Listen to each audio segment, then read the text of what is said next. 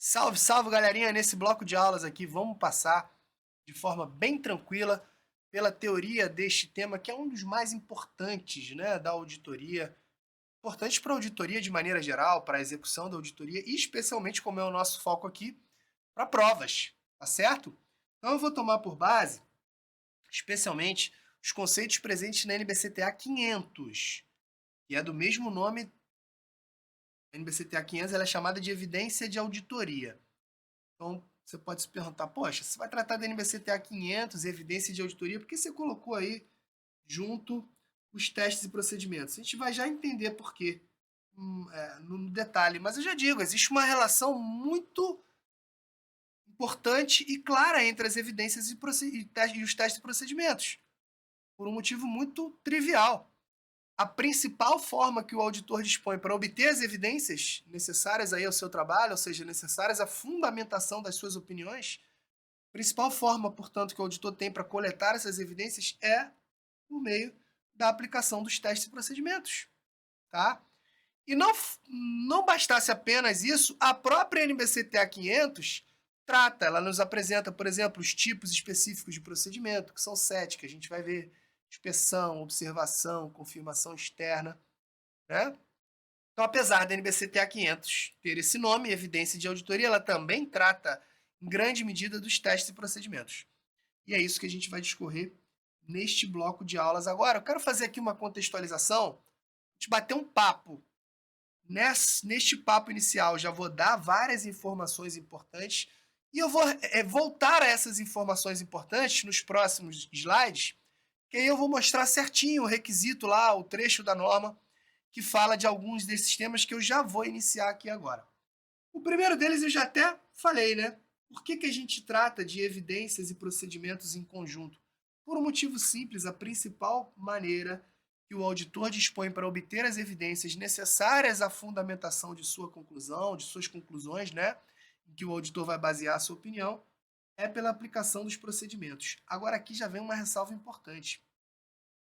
A principal forma que o auditor dispõe para obter evidências é pela aplicação dos procedimentos. É principal, mas aqui, ó, não é a única. A NBCTA 500 ela é muito clara ao dizer que, por exemplo, o auditor ele pode obter evidências de outras formas, como é o caso da obtenção de evidências a partir de informações obtidas em auditorias anteriores ou trabalhos anteriores,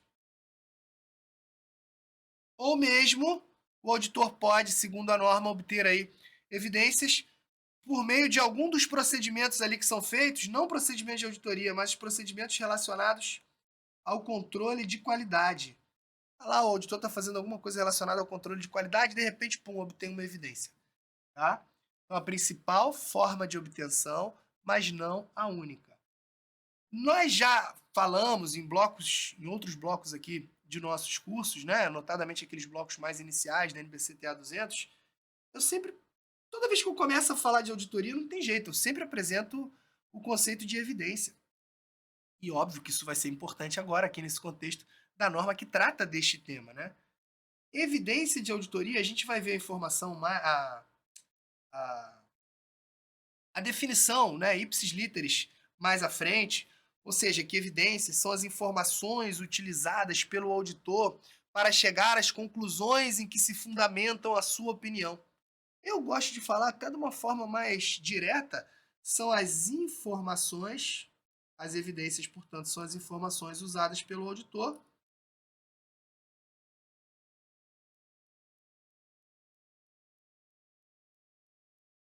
informações usadas como base ou como fundamento para as opiniões e conclusões. Trocando em miúdo é isso. A norma vai e fala,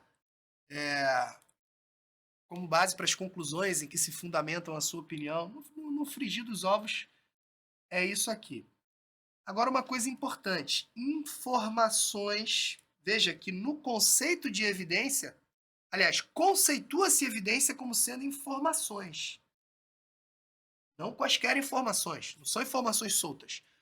É uma informação qualificada, ou seja, aquela informação que o auditor vai utilizar como prova, como fundamento, como base para as opiniões e conclusões que vão estar presentes aonde? Lá no relatório de auditoria. Então, aqui duas coisas importantes. A primeira delas, essas informações que se configuram como evidência de auditoria, elas estão presentes nos registros contábeis, subjacentes aí às demonstrações, mas não apenas. Tem algumas questões que falam, né? As informações usadas como evidência encontram-se unicamente nos registros contábeis subjacentes às demonstrações. Não. São as informações presentes nos registros contábeis subjacentes, aí, ou incluídos nas demonstrações contábeis, ou informações de outras fontes. Por exemplo, o auditor envia para um banco uma solicitação de confirmação, porque ele quer saber qual é o saldo da conta bancária, ou o auditor envia para o fornecedor da entidade uma solicitação de confirmação, porque ele quer saber quanto que a entidade deve para aquele fornecedor. Quando esses caras respondem, isso é uma evidência para o auditor. E está vindo de onde? Está vindo de uma fonte externa. E a segunda e curiosa reflexão que a gente tem que fazer, repara, o conceito de evidência tem a ver com informações. Como eu disse, não quaisquer informações, mas aquelas que são utilizadas como base aí para as conclusões que vão fundamentar a opinião do auditor. No entanto, esse 2 aqui, ó, eu já tinha destacado aqui, ó, depois eu volto no primeiro. A norma é clara e a gente vai entender isso. Em alguns casos, a ausência de informações se configura como evidência ou pode ser utilizada como evidência. O exemplo clássico disso aqui é quando o auditor solicita à administração da entidade e aos responsáveis pela governança a chamada carta de responsabilidade, atualmente conhecida como representação formal, e esses caras se negam a fornecer essa carta. Se eles se negam a fornecer essa carta, a informação não chegou. Mas nesses casos, a ausência de informações pode ser utilizada como auditor como evidência. Pô, por que esses caras não quiseram, por exemplo, me fornecer uma representação de que eles assumem as suas responsabilidades? Isso é uma evidência de que há problema. O auditor junta com outra evidência aqui, outra colar, e vai formando a sua opinião. Aliás, sobre isso, olha o que eu falei agora, o auditor junta uma evidência aqui, junta uma evidência lá. Isso nos leva à ideia de que a evidência ela tem natureza cumulativa. Eu gosto sempre nesse ponto de retomar uma das características inerentes ao auditor, que é o ceticismo profissional, né? Vamos lembrar, ceticismo profissional é aquela postura que inclui uma mente alerta e questionadora a possíveis distorções e ainda a necessidade de que o auditor faça uma avaliação crítica da evidência obtida. Ora, se é verdade que, de acordo com o ceticismo profissional, o auditor tem que fazer uma avaliação crítica da evidência obtida, não é a primeira informação que o auditor acessa, ou que ele coleta, que ele já vai tomar como suficiente para que ele possa embasar a sua opinião. Não, do contrário, o auditor pega um pouquinho de evidência aqui, amanhã ele pega mais um pouquinho, depois ele pega, ele vai acumulando esse negócio. Por isso que a evidência tem natureza cumulativa. E são muitas as passagens das normas de auditoria que dizem o auditor deve obter evidência apropriada e suficiente. Quer ver um exemplo? Quando a gente estuda o conceito de segurança ou de asseguração razoável, né? O que é segurança razoável? É um nível alto, elevado, mas não absoluto de segurança. Como é que essa segurança razoável é conseguida? Simples. Quando o auditor obtém, olha elas aí, evidências de qualquer jeito? Não. Evidências apropriadas ou adequadas e suficientes para reduzir o risco de auditoria ao nível aceitavelmente baixo. Então, dessa ideia de evidências apropriadas e suficientes, surgem os dois requisitos da evidência, mais do que fundamentais para o nosso estudo e para a prova, que são a suficiência, né? As evidências devem ser suficientes, e apropriadas ou adequadas. Daqui surgem os dois requisitos da evidência de auditoria, a suficiência e a adequação. E a diferença entre elas é mais evidente, não poderia ser, né? Mais clara, para não usar evidente no contexto aqui das evidências. A suficiência é a medida de quantidade da evidência, ao passo que a adequação é medida de qualidade da evidência. Se você ficar na dúvida, é só fazer o quá. Quá de adequação, quá de qualidade, tá? Não dá para fazer o quam, né? Aí tem que saber separação silábica. Aqui é quam, então eu não consigo associar o quam ao quá de qualidade. Beleza? Agora vem um ponto. Será que o auditor, quando ele vai reunindo ali as evidências suficientes e apropriadas, será que essa quantidade e essa qualidade estão dissociadas? São coisas estanques? Negativo. A adequação e a suficiência, ou seja, a qualidade e a quantidade de evidência, estão interrelacionadas, tá certo? Por um motivo muito simples. A NBCTA 500 ela diz que a quantidade de evidência necessária aí para os trabalhos do auditor, ela é influenciada basicamente por dois fatores: pela avaliação do risco de distorção relevante e pela qualidade da evidência. Opa! Se a quantidade depende, além de outros fatores, né, da qualidade, sinal de que quantidade e qualidade estão interrelacionados, tá certo? Agora aqui vem um ponto importante. Vou até puxar uma setinha para cá. Ó. Por quê? Porque quanto maior a qualidade,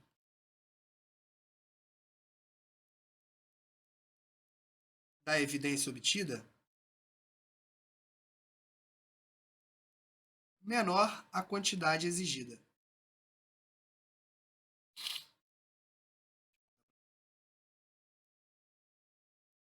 Então, quanto maior a qualidade, menor a quantidade exigida, portanto, é uma relação inversa, né?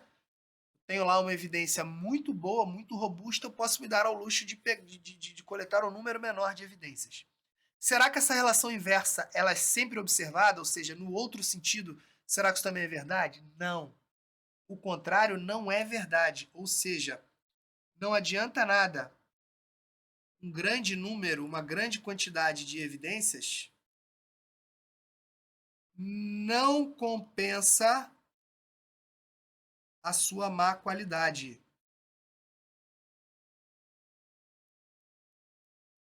Tá claro? Então eu posso falar, quanto maior a qualidade, menor a quantidade exigida. Eu já não posso falar quanto maior a quantidade, menor a qualidade. Não, não. Porque uma grande quantidade não vai compensar a má qualidade da evidência. Tá? Por falar em qualidade, quando a norma conceitua adequação, ela fala: adequação é a medida de qualidade, ou seja, a sua relevância e confiabilidade.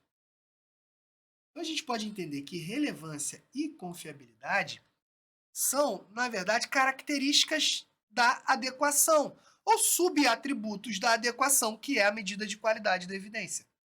Tá? Relevância, nesse contexto aqui, só para ficar claro, não tem nada a ver com aquela relevância que a gente trata junto com a materialidade. Né? Aqui não, que é a relevância da evidência.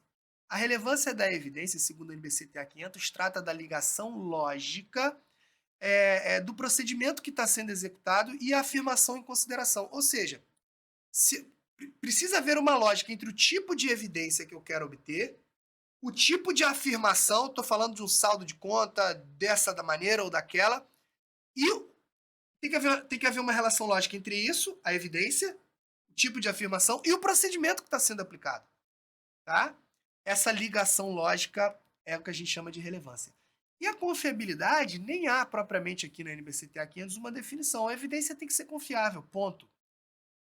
O que a NBCTA 500 fala, e eu vou só citar aqui, mais à frente vou mostrar no requisito certinho, e que cai muito em prova, é muito importante a gente sacar, são as generalizações acerca da confiabilidade da evidência.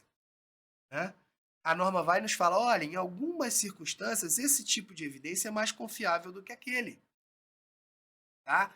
Então, a NBCTA 500 começa dizendo, olha, a evidência, a confiabilidade da evidência é influenciada pela sua fonte, pela sua natureza e pelas circunstâncias em que ela é obtida. Dessa ideia nascem 5 generalizações. Eu vou só citar as 5 aqui agora, como eu disse, mais tarde a gente volta a falar sobre isso. A primeira, talvez a mais cobrada em prova, é a generalização quanto à fonte. De onde eu obtenho a evidência? Eu, aqui me colocando sempre na posição do auditor, né? de maneira que as evidências obtidas de fontes externas independentes à entidade geralmente são mais confiáveis do que aquelas obtidas internamente, tá? Segunda generalização, as evidências, quando obtidas internamente, são mais confiáveis se os controles internos a elas relacionados são efetivos. A terceira generalização tem a ver com quem obtém a evidência, de forma que as evidências obtidas diretamente pelo auditor são mais confiáveis do que aquelas obtidas com uso de terceiros ou por inferências. Tá? As duas últimas são coisas mais formais que dependem da própria característica do meio pelo qual a evidência é obtida. Né? De forma que as evidências obtidas por meio de documentos escritos são mais confiáveis do que aquelas obtidas verbalmente, e as evidências obtidas por meio de documentos originais ou registros originais são geralmente mais confiáveis do que aquelas obtidas por meio de cópias, digitalizações, facsímiles ou coisas do tempo da vovozinha semelhantes. Tá certo? Essas são as 5 generalizações acerca da confiabilidade da evidência, que não é que cai em prova, não. Despenca em prova. Um penúltimo ponto aqui dessa contextualização, que também é algo que cai muito em prova, é o seguinte. Vamos entender que a administração da entidade, que é quem elabora e apresenta as demonstrações, ela pode, sem o menor problema, usar neste processo de elaboração o trabalho de especialistas, que são pessoas ou organizações com conhecimento em área que não auditoria e não contabilidade, que são ali contratadas ou usadas pela administração para esse processo, para auxiliá-los nesse processo de elaboração e apresentação das demonstrações. E aí vem uma reflexão. Será que o auditor pode usar, né, informações produzidas por esses especialistas da administração como evidência de auditoria? Sim. A resposta é sim. Só que para isso o auditor tem que ter alguns cuidados adicionais, que a gente vai ver mais à frente, que despenca em prova. Um deles, o auditor ele tem que buscar informações acerca do XO dos especialistas, né? Calma, o que é isso? Não é nada, como é que eu posso dizer, pornográfico, não. XO é o seguinte: conhecimentos, habilidades e objetividade. Então, se o auditor utiliza informação preparada ou produzida pelos especialistas da administração, ele tem que tomar uma série de cuidados. A gente vai ver no detalhe mais à frente. Um desses cuidados é buscar informações acerca dos conhecimentos desse especialista, das suas habilidades e do seu nível de objetividade.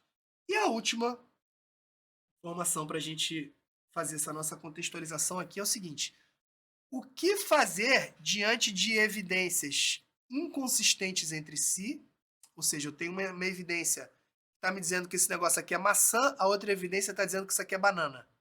Tá? Qual é a consequência disso para a auditoria? E essa consequência vai ser a mesma. As ações a serem realizadas pelo auditor são as mesmas no cenário são as mesmas ações que o auditor faz quando há dúvidas quanto à confiabilidade das evidências. Então pode ser evidências inconsistentes entre si ou uma dúvida pontual quanto à confiabilidade da evidência. Nos dois casos, o que o auditor faz? Determina as modificações ou acréscimos aos procedimentos que foram aplicados para coletar aquela evidência, né? Ele vai modificar ou acrescentar alguma coisa aos procedimentos para que ele possa resolver o assunto. Ou seja, resolver... Dois S não dá, né? Resolver lá aquela dúvida ou, eventualmente, resolver as evidências inconsistentes entre si. Tá? E ainda o auditor considera o efeito desse assunto sobre outros aspectos da auditoria. Tranquilo? Então essa foi uma belíssima contextualização aqui acerca das evidências e suas relações com os procedimentos. Só com base nisso aqui que eu falei, a gente já é capaz de resolver uma penca de questão de prova. Aliás, esse é um bloco de teoria e em blocos posteriores aí a gente vai resolver questões. Por hora, neste bloco a gente vai apenas ver a teoria acerca do tema. Mas eu já estou adiantando para vocês aqui quais os pontos da teoria sobre os quais você deve recair a sua atenção, justamente por serem cobrados em prova, né? Então, como todas as normas têm lá o objetivo do auditor no contexto daquele tema, no que diz respeito à evidência de auditoria, o objetivo do auditor não podia ser outro que não definir e executar procedimentos para conseguir evidência, não qualquer evidência, mas evidência apropriada e suficiente que lhe possibilitem obter conclusões para fundamentar a sua opinião. Isso aqui é óbvio. Só que é óbvio, mas tem muito significado, né? O primeiro deles é: como é que eu consigo a evidência? Não é a única forma, mas está aqui tá tatuado aqui no objetivo, que é a principal forma. É por meio da aplicação, da definição e da execução de procedimentos. Então, meu papel como auditor é definir e executar esses procedimentos para que eu consiga a evidência, não qualquer uma, apropriada ou adequada e suficiente. E aí é só lembrar do conceito de evidência. São as informações que o auditor utiliza como base para as conclusões em que ele vai fundamentar a sua opinião. Tá certo? No rol das definições, muitas das quais, as 3 primeiras aqui, por exemplo, eu já falei, só retomando aqui, ó. Lembrar, evidência de auditoria. No conceito tá aqui informações, né? Só que como a gente viu, em alguns casos a ausência de informações também pode ser utilizada como evidência. Informações utilizadas pelo auditor como base para chegar às conclusões que vão ser capazes de fundamentar a opinião do auditor. Em relação a essas informações, podem ser aquelas contidas nos registros contábeis, que suportam as demonstrações, mas não apenas essas. Posso estar falando também de informações obtidas em outras fontes. Adequação e suficiência é o quá aqui, ó. Quá de adequação, quá de qualidade, como a gente já viu, adequação é medida de qualidade. Isto é, aí vem aqueles 2 subatributos, né? Relevância e confiabilidade. Esse asterisco aí é só para não esquecer de falar das generalizações acerca da confiabilidade, as quais já falei no slide anterior e que vou voltar a falar mais à frente. Tá? Relevância e confiabilidade que vão suportar as conclusões, ou seja, que vão cumprir com o papel da evidência, que é suportar as conclusões em que se fundamentam a opinião do auditor. Já a suficiência, como a gente também já tinha visto, é a medida de quantidade. E aí vem aquela ideia: a quantidade é afetada por 2 fatores: pela avaliação que o auditor faz dos riscos de distorção relevantes e também pela qualidade. Né? Se isso é verdade, se a quantidade é afetada, dentre outros, pela qualidade, esses 2 caras estão interrelacionados. Lembrando que quanto maior a qualidade, menor a quantidade exigida, o contrário, porém, não é verdade. Uma grande quantidade, ou a quantidade obtida de evidência, não compensa a sua má qualidade. Legal? Outras informações aí, ou definições que a gente nem tinha apresentado, registros contábeis, óbvio, né? Por que ele está definindo aqui registro contábil? Porque ele falou daqui antes, ó, que é aqui, ó. As evidências incluem informações contidas nos registros contábeis. Aí ele vem e define. Registros contábeis são registros dos lançamentos e a documentação que suporta esses lançamentos. Livro diário, razão, auxiliar, planilha de trabalho, reclassificações e etc. Especialista da administração. Por que está definido aqui? Porque, como eu falei, quando o auditor vai utilizar a informação produzida por esses caras como evidência, ele tem que ter alguns cuidados. Agora é o seguinte, muita atenção, porque houve uma alteração, né? Antigamente, todas as alterações das normas de auditoria vinham por meio daquelas revisões. Revisão 1, revisão 2, revisão 3. Agora não. Agora a gente tem umas normas que saem fazendo alterações pontuais em várias outras e eles chamam NBC1, NBC2 e etc. Portanto, houve algumas alterações aqui pontuais no NBC-TA 500, nada muito estrutural, e que recentes, tá? Que incluíram no rol das definições essa chamada fonte de informação externa. Já vou falar sobre ela. Mas de pronto, fonte de informação externa a gente não pode confundir com o especialista da administração. E o motivo é muito simples. O especialista da administração, nem vou me ater aqui ao que a norma diz, tá? Vou me ater ao conceito geral. O especialista da administração é como se ele fosse uma pessoa, uma organização que é contratada pela administração pontualmente com o objetivo de auxiliar a administração aí na elaboração das demonstrações. Já a chamada fonte de informação externa, ela também é uma pessoa ou organização que fornece à entidade informações que ela vai usar para elaborar as demonstrações, só que a diferença é clara. Essa fonte, ela não foi contratada pontualmente para isso. Não, essas fontes de informação externas, elas podem ser um Serasa da vida, um IBGE da vida, uma alguma entidade que divulga preços de um determinado setor. De maneira que essa fonte de informação, ela divulga informações para o mercado como um todo. E a entidade fala: opa, deixa eu usar esse negócio aqui para elaborar minhas demonstrações. A diferença é que esses caras não são contratados pontualmente pela administração para auxiliá-los no processo de elaboração das demonstrações, tá? Ao passo que o especialista, sim. Então, simbora, vamos dar uma olhada nisso aqui. Especialista é uma pessoa, um indivíduo ou organização, como eu já disse. O know-how desse cara, a expertise desse cara é diferente de contabilidade ou auditoria. Por quê? Porque contabilidade e auditoria, cara, quem tem que ter essa expertise é a própria administração da entidade, né? Então esse cara pode ser um engenheiro, pode ser um advogado, um atuário, um monte de coisa, cujo trabalho é usado pela entidade no processo de elaboração das demonstrações. Beleza? Já a fonte de informação externa, veja como a parte aqui, o começo é até parecido, né? Também é um indivíduo ou organização que também fornece informação que foi utilizada pela administração na elaboração das demonstrações. Quando tal informação é apropriada para utilização por diversos usuários. O que isso quer dizer? Essa fonte, ela jogou para o mundo a informação. E a entidade foi lá e pescou. Tá certo? Beleza? Então, beleza. Então, a gente pode avançar aqui, ó. Agora, em relação a outros requisitos, né? A gente está estudando aqui no BCTA 500, já fiz aquela contextualização, vimos os objetivos, vimos as definições, agora alguns requisitos pontuais trazidos pela norma. Primeiro, em relação à confiabilidade da evidência. Só para voltar a falar sobre, sobre aquelas generalizações que tanto já tratei, né? Primeira coisa, a confiabilidade. Lembrando que a confiabilidade é a norma não usa esse nome, mas é um subatributo da adequação. Ou seja, tem a ver com a qualidade da evidência, o que é óbvio, né? Confiabilidade está mais ligada à qualidade do que à quantidade.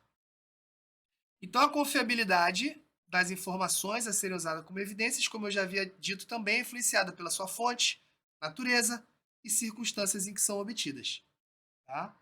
Isso inclui aí os controles relacionados à sua elaboração e à sua manutenção.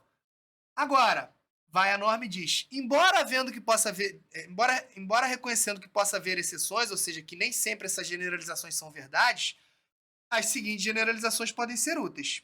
Só vou repetir aquilo que eu já havia falado. A primeira, e que mais cai em prova em relação à fonte, a confiabilidade maior é quando a evidência é obtida não interna, mas externamente, de fontes independentes de fora da entidade.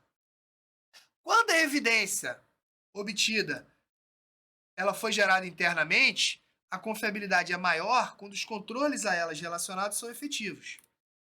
E mais, a evidência obtida diretamente pelo auditor, por exemplo, a partir da aplicação de um controle, é mais confiável do que aquelas obtidas indiretamente ou por inferência. No primeiro caso aqui, o auditor foi lá, observou os funcionários da entidade na execução de um controle. No segundo caso, ele indagou para um funcionário ou para um funcionário B como é que o funcionário A executa tal controle. Tá certo?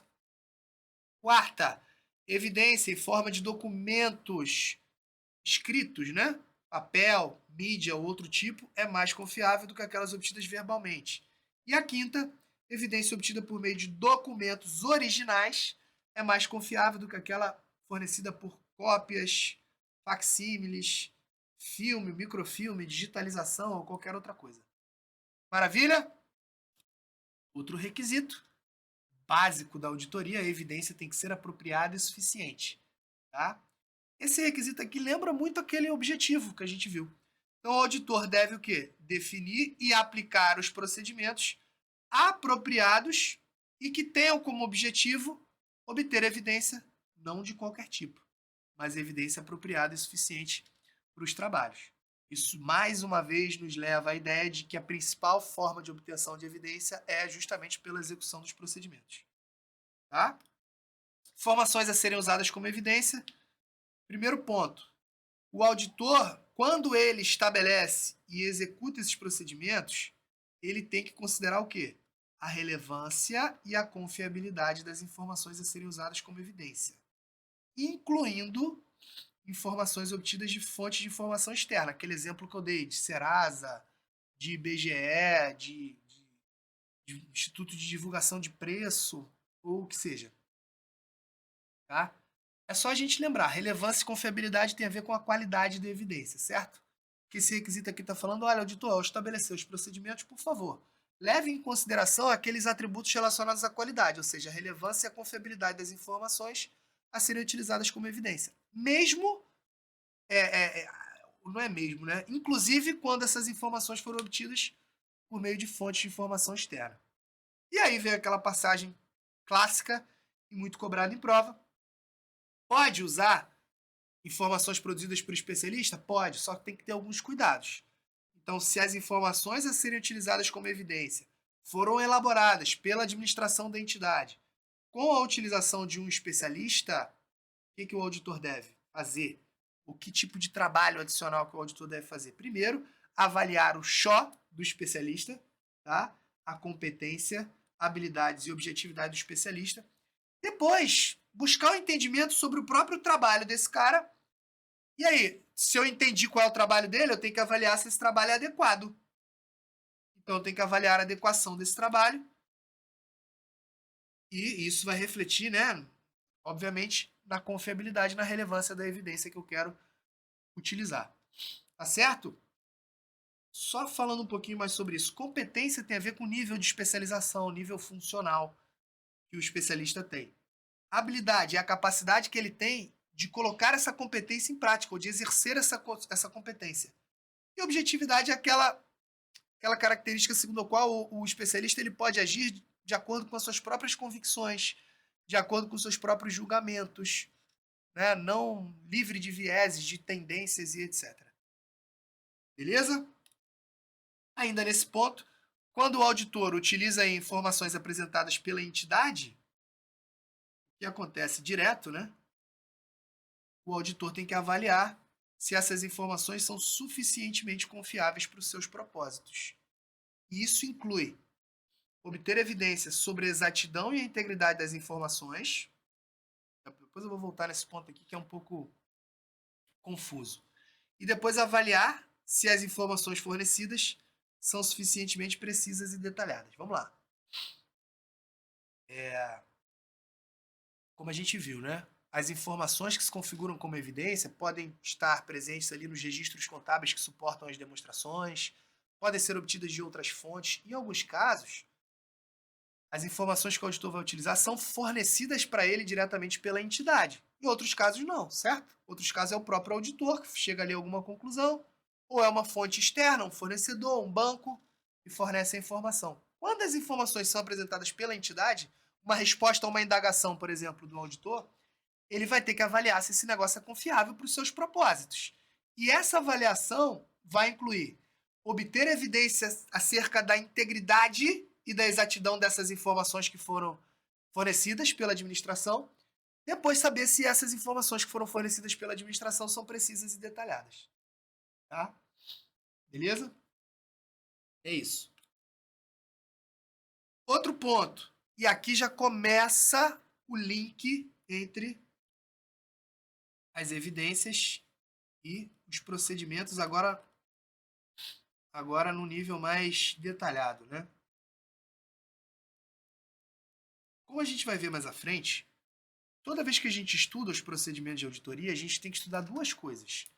As categorias em que esses caras se subdividem e os tipos específicos de procedimento. Quando eu digo categorias, eu não estou falando qual é a rotina que o auditor tem que fazer. Observa como um processo é executado. Não. Essas rotinas têm a ver com esses tipos específicos ou técnicas. Quando eu falo de categorias, tem mais a ver com a finalidade. Para que o auditor vai aplicar este grupo de procedimentos ou essa categoria de procedimentos? Que tipo de evidência ele quer obter com isso? E aquela outra? Aí eu estou falando das categorias. Quando eu já falo da rotina, o que o auditor deve fazer? É examinar o registro do documento, acompanhar um processo sendo executado por outro. Aí eu estou falando aqui, ó, dos tipos específicos, tá? Dentro dessas categorias, a gente vai ver que existe um nível dessas categorias que subdivide os procedimentos em testes de controle e nos procedimentos substantivos. E nesses procedimentos substantivos, tem aí, os testes de detalhes fazem parte deles, tá? Calma, se isso não está muito claro para você, vai ficar mais à frente. Por hora, o que eu quero que você entenda é, ao definir os procedimentos, que podem ser desses tipos, e as categorias a gente vai detalhar mais à frente, o auditor tem que determinar os meios de seleção de itens a serem efetivamente testados. Tá? E ele tem 3 métodos para selecionar itens, para então aplicar procedimentos. Eu posso ter a chamada seleção de todos os itens, conhecida como censo ou recenseamento. Posso ter seleção de itens específicos ou posso ter amostragem. Apesar desse ser um tópico tratado aqui no NBCTA 500, a gente costuma desenvolver mais esse tema em blocos relacionados à amostragem. Por motivos óbvios, né? Se a gente estuda separadamente a amostragem, e a amostragem é, antes de mais nada, uma das maneiras de selecionar itens para aplicar testes e procedimentos, faz mais sentido a gente falar desse negócio no contexto da amostragem. Por hora, vocês podem saber que ao aplicar os testes, tem esses 3 métodos. Eu posso selecionar todo mundo, a população inteira, eu posso pontualmente selecionar alguns itens ou eu posso aplicar a amostragem em auditoria. Tá? Aqui também eu já tinha falado o que o auditor faz quando ele tem inconsistência entre uma evidência inconsistente com outra, ou quando há dúvida quanto à confiabilidade da evidência, determina essas modificações ou acréscimo aos procedimentos, que são modificações essas necessárias para solucionar o assunto, e considera o efeito desse assunto se houver para outros aspectos da auditoria. 2 coisinhas, né? Determina os acréscimos aos procedimentos para solucionar os assuntos. 2. Considera o efeito desse assunto sobre outros aspectos da auditoria. Agora sim, essa passagem aqui concretiza o link que a gente faz entre evidências e procedimentos, e aí eu posso, a partir de agora, já matamos quase todas as informações que eu queria trazer para vocês em relação às evidências e vou começar a atacar os procedimentos. Tá? Olha esta passagem, só que é curiosa. A passagem da NBCTA 500, que fala disso, na verdade ela é extraída da NBCTA 330, tá? Só a título de curiosidade. Só que essa passagem da 330 ela é replicada aqui na NBCTA 500. Que passagem é essa? Mais do que importante para o nosso estudo. Beleza? É a passagem que diz que a evidência de auditoria para a obtenção de conclusões que vão fundamentar a opinião do auditor, ou seja, a evidência que cumpre o seu papel, e o seu papel é esse, é conseguida pela execução de procedimentos. Acabou. Então, só chama a sua atenção. Uma questão que diga literalmente a evidência é conseguida pela execução de procedimentos de avaliação de risco, procedimentos adicionais, certo. Não, só não vai cair na besteira de achar que a evidência é conseguida exclusivamente por isso. É principalmente por isso, tá? Veja que essa passagem não fala principalmente, ela fala simplesmente é conseguida pela execução de procedimentos. E aí ela começa a apresentar para a gente aquelas importantes categorias em que se dividem os procedimentos de auditoria. E é sobre essas categorias que eu quero falar agora. Tá? Então, ó, o que ela está dizendo aqui, ó, é conseguida pela execução de procedimentos. Só que em vez dela falar conseguida pela execução de procedimentos, ela já me apresenta as categorias em que se subdividem esses negócios. Entre este tipo de procedimento, entre aquele tipo, tá? Isso é fundamental. Quais são as categorias em que se subdividem os testes e procedimentos? No primeiro nível está aqui, ó. Procedimento de avaliação de risco, procedimentos adicionais. Estes caras, ou seja, os adicionais, se subdividem ainda nos testes de controles e nos procedimentos substantivos. E os procedimentos substantivos se subdividem nos testes de detalhes e nos procedimentos analíticos substantivos. Pô, ficou confuso, né? Ficou, com certeza. Agora não vai ficar mais. Tá aqui, ó. Esquematizado. Procedimento de auditorias. Eu gosto de falar em níveis, né? No primeiro nível, se subdividem nos procedimentos de avaliação de risco e nos adicionais. Adicionais esses que, isso aqui seria o segundo nível, se subdividem nos testes de controle e nos procedimentos substantivos, e os procedimentos substantivos, isso aqui seria o terceiro nível, se subdividem nos testes de detalhes e nos procedimentos analíticos substantivos. O que a gente precisa saber desse negócio? Sem dúvida, conhecer este e este nível. Conhecer os nomes direitinho, saber que primeiro se divide em avaliação de risco adicional, depois saber que os adicionais se dividem nos de controle e nos substantivos, depois saber que os substantivos se dividem nos de detalhe e nos procedimentos analíticos substantivos. Conhecer, portanto, as categorias. E aí, em relação a este nível aqui, a gente tem que ter alguma preocupação adicional. Que essa é a classificação que até antes da atualização das normas de auditoria, processo esse que se iniciou em 2010, cara, as normas revogadas, elas só tratavam desse nível aqui. Aliás, mudou, inclusive, né, nessa atualização das normas, mudou, inclusive, a nomenclatura. Deixa eu colocar aqui para vocês. De maneira que vocês podem entender como sinônimos de teste de controle, teste de observância, tá? Teste de controle ou teste de observância, mesma coisa. E dizia-se no lugar de procedimento substantivo, utilizava essa expressão muito parecida. Testes substantivos. Então as normas revogadas apresentavam isso aqui e essas também, só que com outro nome. Este primeiro nível é que não se fazia presente nas normas revogadas de auditoria. As normas revogadas diziam que os testes substantivos se subdividem nos testes de transação e saldo, atualmente conhecidos como testes de detalhe, e nos procedimentos de revisão analítica,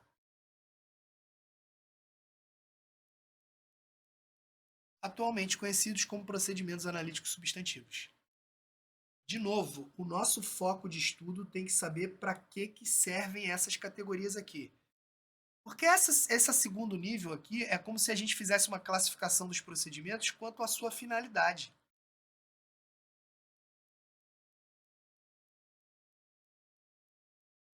Esse nível aqui não é muito cobrado em prova a definição, mas eu gosto de falar que existe definição e é tranquilo, muito fácil da gente, não precisa memorizar nada, é só entender. Olha o nome aqui, ó, procedimento de avaliação de risco.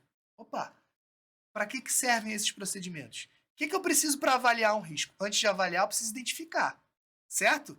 E que riscos são esses? São os riscos de distorção relevante. Lembrando que o risco de auditoria se subdivide em risco de distorção relevante e risco de detecção. Tá? Então, fechando o balão, procedimentos de avaliação de risco são aqueles aplicados para identificar e posteriormente avaliar os riscos de distorção relevante. Uma vez que eu identifiquei e principalmente avaliei os riscos de distorção relevante, eu preciso responder a esses riscos. E essas respostas, elas se dão de diferentes maneiras. A principal maneira de responder aos riscos avaliados de distorção relevante é por meio da aplicação dos procedimentos adicionais de auditoria. Então pronto, procedimentos adicionais são aqueles aplicados pelo auditor em resposta aos riscos avaliados de distorção relevante. Tá? Mas primeiro nível aqui fica mais a título de informação. Aqui não, meu irmão. Aqui o negócio pega. Eu preciso saber qual é a finalidade, para que se aplicam testes de controle, o teste de observância, para que se aplicam testes ou procedimentos substantivos. Também muito fácil. E chove, não é que despenca, não sei nem o nome disso em prova. Testes de observância, o teste de controle, olha como é que o nome ajuda, controle. São aqueles planejados pelo auditor para obter evidência em relação ao efetivo funcionamento dos controles internos. Lembrando, os controles internos são estabelecidos por quem? Pelo auditor? Não, pela entidade. Caberá ao auditor obter um entendimento da entidade, inclusive dos seus controles internos. Para obter esse entendimento, o auditor testa a eficiência desses caras. Tá? Então, recapitulando, teste de observância ou de controle são aqueles aplicados para obter evidência quanto ao efetivo funcionamento dos controles internos. O que os controles internos fazem? Os controles internos eles são estabelecidos pela administração para, dentre outras coisas, detectar, corrigir e prevenir distorções relevantes. Mas quando o auditor aplica os testes de controle, ele não está preocupado lá no final da ponta com a distorção, não. Ele está preocupado de como é que o controle está funcionando. Então aqui pode aparecer, para a definição desses caras aqui, ó, teste de controle ou de observância como sendo aqueles planejados para obter evidência quanto ao efetivo funcionamento dos controles ou dos procedimentos de controle. Obter evidências quanto à efetividade operacional dos controles ou dos procedimentos de controle. Obter evidência quanto à eficiência e eficácia dos controles. Então é sempre controle. Eu sempre quero saber como é que os controles estão funcionando, ou em outros termos, se eles estão funcionando tal qual eles foram desenhados para funcionar. Já no de baixo, nos procedimentos ou testes substantivos, aí eu já não estou nem aí para o controle. Aí eu estou preocupado lá na ponta, com a distorção que pode existir num saldo de conta, por exemplo, numa divulgação, numa classificação que está presente ali nas demonstrações. Então, procedimentos ou testes substantivos são aqueles planejados para detectar distorções relevantes no nível das afirmações. Só lembrar, nível das afirmações ou nível da afirmação, o que é isso? Afirmação o exemplo é um saldo de conta, é uma classificação, é uma divulgação. Então, como eu gosto de falar, os procedimentos ou testes substantivos, eles servem, eles têm como finalidade buscar evidência quanto à integridade da informação contábil, tá? Isso é o que a gente precisa saber. Então tá lá as definições presentes na NBCTA 500, tá? E também na 330, que nos diz: procedimentos substantivos são aqueles planejados ou antigamente utilizava-se planejados, agora mudou para definidos. Muda o que na prática? Nada. Para detectar distorções relevantes no nível, antigamente falava-se nível das afirmações, agora mudou para nível da afirmação. Também detalhe, né? Tá? Fato é, eu quero, por meio dos procedimentos substantivos, detectar distorção relevante num saldo de conta, numa divulgação qualquer. E, né, a gente já tinha visto, esses caras compreendem os testes de detalhes dos procedimentos analíticos substantivos. E os testes de controle são aqueles definidos ou planejados para obter evidência quanto à efetividade ou eficácia operacional, ou, em outros termos, para avaliar a eficácia operacional dos controles. Controles esses que deveriam agir na prevenção, detecção e correção de distorção relevante. Repara que aqui, no teste de controle, eu não vou direto, eu, auditor, não vou direto lá nas distorções. Aqui eu vou. Aqui não. Aqui eu quero saber se, do de baixo, eu quero saber se o controle está funcionando tal qual ele foi desenhado para funcionar. Só que aqui tem um negócio. Como eu disse, né, os procedimentos substantivos, antes da atualização das normas, eram chamados de testes substantivos. E a definição, forma de definir os testes substantivos, era muito diferente da atual, apesar de o sentido ser o mesmo. Nos termos da norma já revogadas, isso continua caindo em prova. Já foi revogado há uma década e continua caindo em prova até hoje. Testes substantivos são aqueles que buscam evidências quanto à suficiência, quanto à exatidão e quanto à validade dos dados contábeis produzidos pela entidade, ou suficiência, exatidão e validade dos dados produzidos pelos sistemas contábeis da entidade, tanto faz. É o famoso SEV, mnemônico SEV. Ó. S de suficiência, E de exatidão, V de validade. Por que isso tem a ver, apesar da maneira de definir? Não muda a ideia. Seja eu definindo assim ou assim, nos dois casos eu quero evidência quanto à integridade da informação contábil. Tá? E teste de controle, a definição atual é essa, antigamente era um pouquinho diferente. São os testes de observância, né? Que chamavam-se. São aqueles que buscam evidência. Só que é uma evidência razoável, né? Uma busca de uma segurança razoável de que os controles, ou de que os procedimentos de controle, era a forma de definir isso aqui,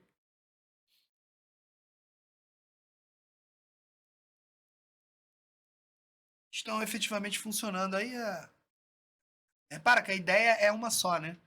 De novo, eu quero saber se o controle está funcionando tal qual eles foram desenhados para funcionar. Tá? Assim a gente mata esta aquela primeira coisa que eu falei que a gente precisa saber, relacionada às categorias em que se subdividem os testes e procedimentos, né? Eu falei que a gente precisava conhecer as categorias e agora a gente precisa conhecer os tipos específicos, também conhecidos como técnicas. Beleza? Mais uma vez, eu vou tomar como base aqui, como não poderia ser diferente, os ensinamentos do NBCTA 500, tá? São 7 os tipos específicos. Ou técnicas são eles: inspeção, observação, confirmação externa, também conhecida como circularização,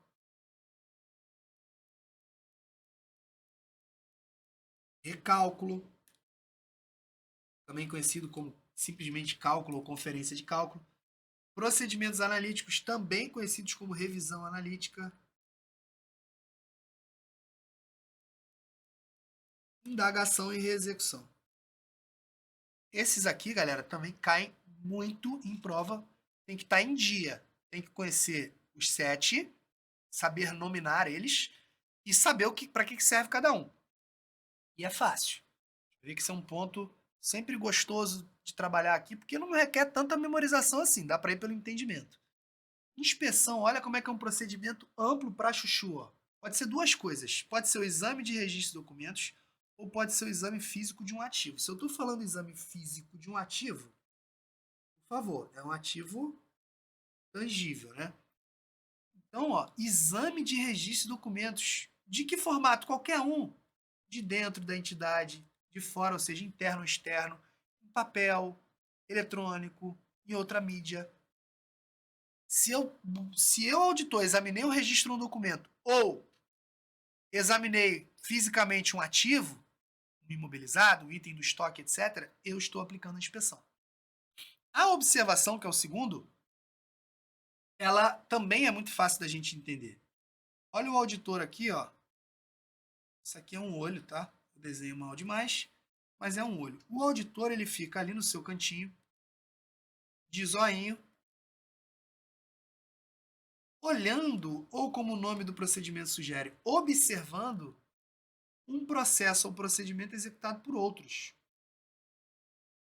Via de regra, aqui são funcionários da entidade, né? De maneira que a observação é o exame ou o acompanhamento que o auditor faz de um processo ou procedimento executado por outro, mas aqui tem uma barreira.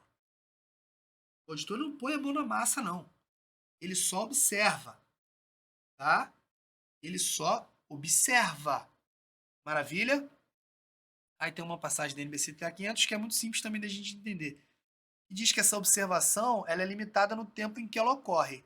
Por um motivo muito simples. O fato de ser observado muda a forma com que o indivíduo está executando um determinado processo. Beleza? Terceiro, confirmação externa ou circularização. A definição não é muito amigável, mas aí depois que eu explicar você vai entender.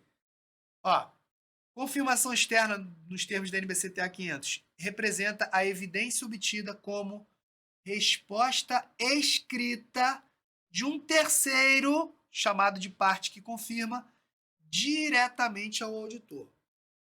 Vamos lá. Se eu estou falando de resposta, vou botar aqui, ó. Eu tenho o auditor de um lado, eu tenho um terceiro aqui. A definição tem a ver com essa resposta aqui, ó. O auditor está respondendo, perdão, o terceiro está respondendo, não é verbal, tem que ter formalidade, tem que ser por escrito e tem que ser direto ao auditor. Só que para isso acontecer, eu vou precisar de uma solicitação de confirmação, né? O auditor envia para esse terceiro uma chamada solicitação de confirmação. E aí esse terceiro responde diretamente ao auditor por meio da chamada carta de confirmação. Esse é o procedimento de confirmação externa. Esta resposta ela tem que ser escrita. Fundamental. O formato não importa. Pode ser eletrônico, papel, outra mídia. E outra coisa importante, a confirmação externa ela serve principalmente para obter evidência em relação a alguns saldos contábeis. Que saldos contábeis? Contas a receber, contas a pagar, valores num banco. sempre com um terceiro, ó. Quanto a receber? A entidade tem a receber de terceiros, de quem? De clientes. Contas a pagar, a entidade está devendo dinheiro a terceiros, a quem? A fornecedores ou outros credores. Empréstimos a pagar, uma instituição financeira, por exemplo. Saldo de conta bancária. Quem é o terceiro? É o banco. Outro saldo contábil que pode ser usado aqui para confirmação. Valor de estoque custodiado com terceiros. Sempre vai ter um terceiro envolvido. Então, a confirmação ela serve especialmente para obter evidência em relação a esses tipos de saldos contábeis. Só que não é exclusivamente, tá? Não é exclusivamente. A norma fala que eu posso usar a confirmação para obter evidência em relação a alguns determinados tipos de acordo, side letter, umas coisas do inglês assim meio que não são muito do nosso dia a dia. Por hora não é exclusivamente para a confirmação de saldos contábeis. Tá? Outro ponto importante, a forma com que se prepara essa confirmação pode ser de duas maneiras. A solicitação de confirmação ela pode ser positiva ou ela pode ser negativa. Tá? Simples. A solicitação de confirmação positiva é aquela que, quando ela é preparada, o auditor ele sempre espera uma resposta da parte que confirma. A parte que confirma ela pode eventualmente concordar com aquele valor ou aquela informação que o auditor está buscando, ou ela pode discordar do valor ou da informação que o auditor está buscando, certo? Na positiva, o auditor ele vai querer sempre que a parte que confirma o responda, seja no caso dele concordar, seja no caso dele discordar. Na negativa, a solicitação é preparada de maneira tal que o auditor só quer uma resposta em caso de discordância. Então, repara, a ausência de resposta para a confirmação positiva é um problema? É. Porque se eu queria uma resposta e o cara não me respondeu, isso para mim é um problema. A ausência de resposta na confirmação negativa não é um problema. Está no script. Está no script. Se ele concordar, ele não precisa me responder. É claro que este tipo aqui vai produzir evidência mais persuasiva do que este. Por quê? Porque na negativa o cara pode não me responder, ou porque de fato ele concorda com aquilo que eu quero levantar, ou porque ele me ignorou. Cagou para me responder. Né? E aí, óbvio, o tipo de evidência é menos persuasiva do que na positiva. Beleza? Recálculo, cálculo ou conferência de cálculo simples. O auditor quer verificar a exatidão matemática de um documento ou de um registro presente ali, ou de um registro contábil, ou de um saldo contábil que a entidade já fez um cálculo. E o auditor pode fazer isso de forma manual ou eletrônica. Então, na verdade, o que o auditor está fazendo? Ele está fazendo apurações próprias. Ele vai fazer o cálculo próprio em relação a uma coisa que já foi um valor apresentado, simplesmente, ou um cálculo que já foi feito originalmente pela entidade. Repara que o recálculo não envolve a execução ou reexecução de procedimentos. Não.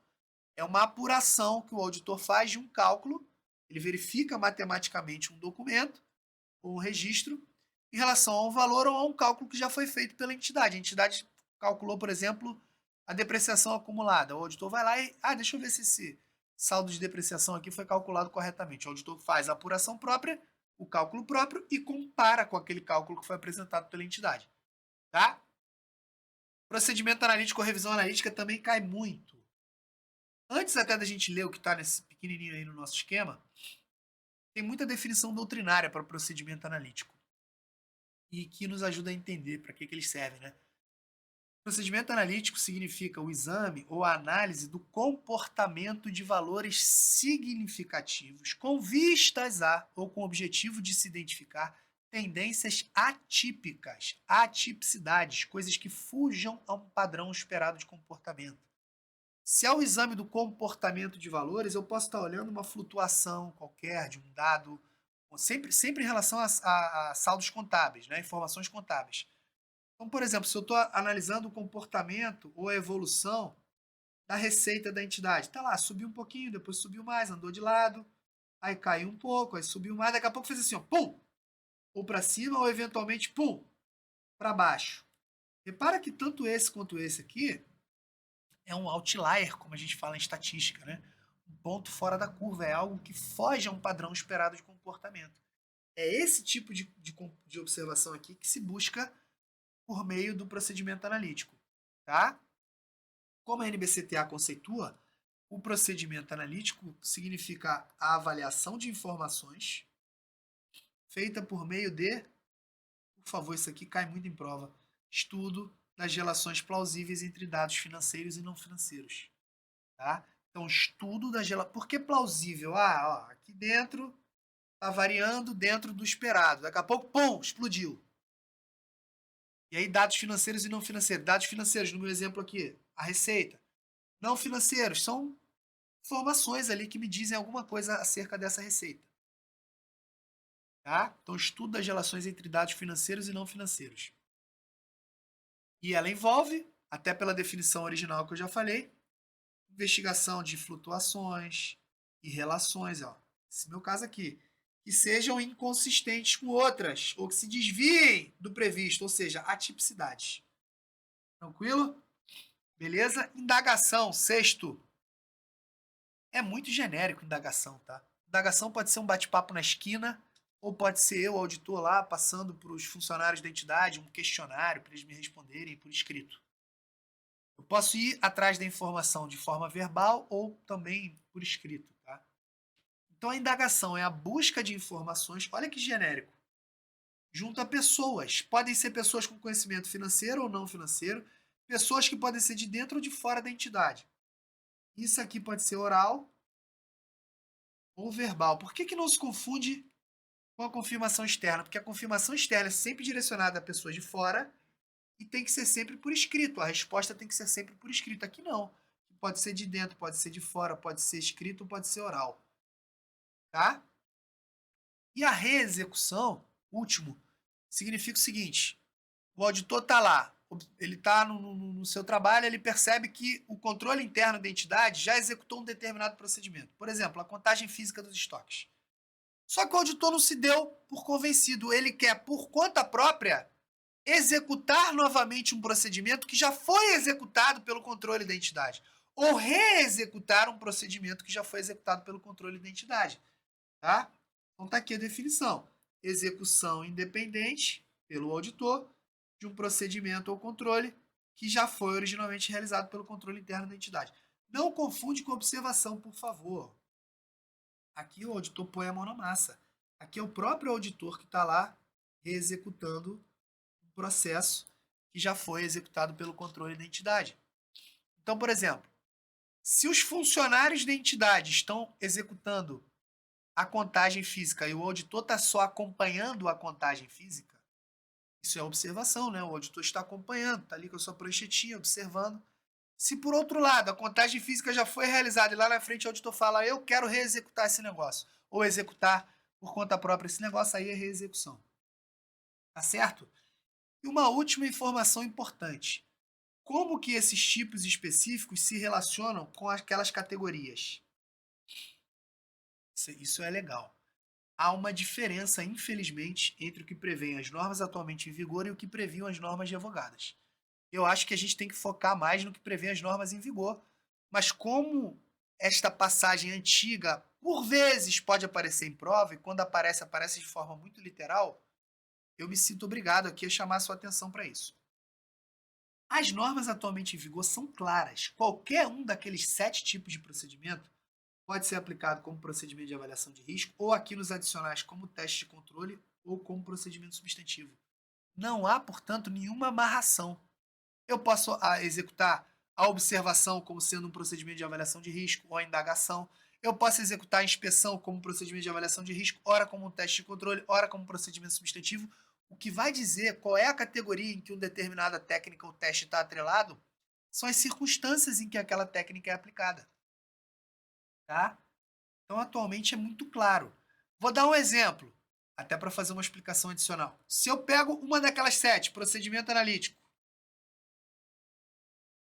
o procedimento analítico ele pode muito bem ser aplicado como procedimento de avaliação de risco, como teste de controle ou como procedimento substantivo. Quando ele, o procedimento analítico, é o mais comum, e quando ele é aplicado no escopo aqui de um procedimento substantivo, ele ganha esse apelido de procedimento analítico substantivo. Então, só fica de olho, porque o procedimento analítico ele é híbrido, né? Ele está no rol dos tipos específicos e quando ele é aplicado com procedimento substantivo, ele também está aqui nas categorias. É curioso. Então, esse é o posicionamento atual.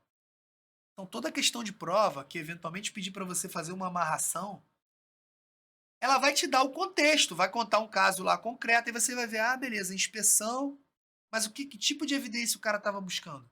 Estava buscando evidência quanto ao funcionamento de um controle? Teste de controle.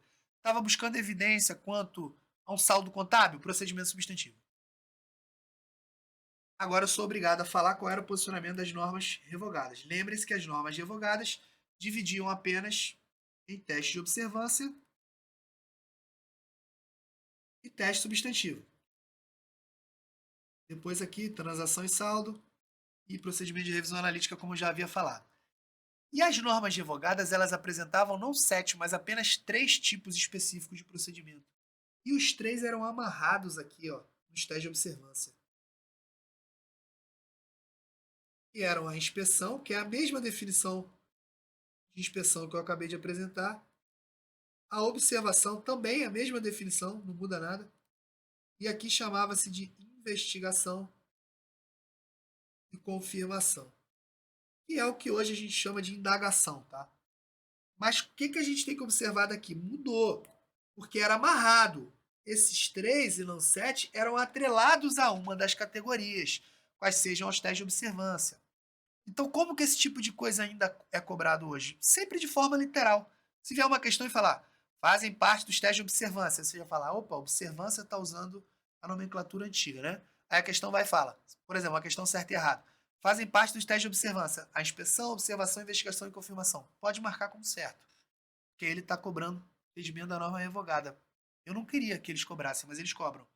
Já uma questão mais moderna, em que ele dá o contexto, aí você não amarra a priori, não.